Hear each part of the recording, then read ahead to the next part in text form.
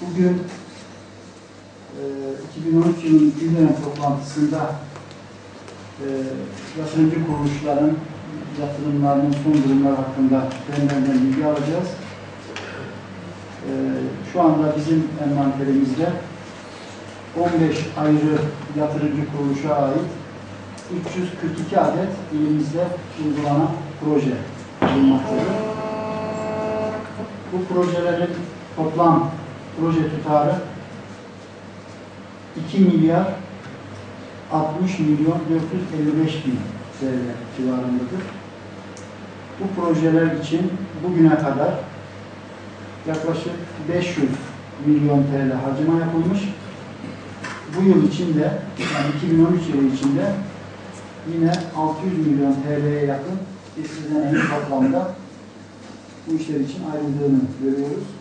Yıl içinde bugüne kadar 158 milyon 997 bin liralık da harcama gerçekleştirilmiş. Elbette ki özellikle kamu yatırımlarla ilgili ihalelerin, arsa hazırlıklarının ve diğer ihale hazırlıklarının daha yeni bittiğinde varsayarsak inanıyorum ki önümüzdeki aylarda bu harcama miktarı daha da artacaktır.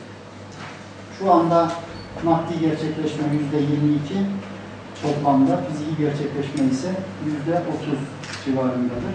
Projelerimizin sektörel bazda dağılımından da biraz bahsetmek isterim. 342 projenin 19 tanesi tarım alanında, 42'si ulaştırma, 6'sı madencilik, 67'si enerji, 133'ü eğitim, 3'ü sağlık, 7'si yüksek öğretim, 65 tanesi de bunların dışında kalan diğer sektörlerdedir. Onun dışında yine mevcut bir sorun değil yani öyle. Hani alan anlamında, maliyet anlamında. Yani bunun olacağını söyledim. Yani o bölgedeki elektrikten kaynaklı sorunun çözümü için bir ihaleye çıkacağını aynı öngörüyor Sayın Valim. Kamu spor kompleksi, özellikle kadınlarımızın kendilerini sosyal kültür olarak.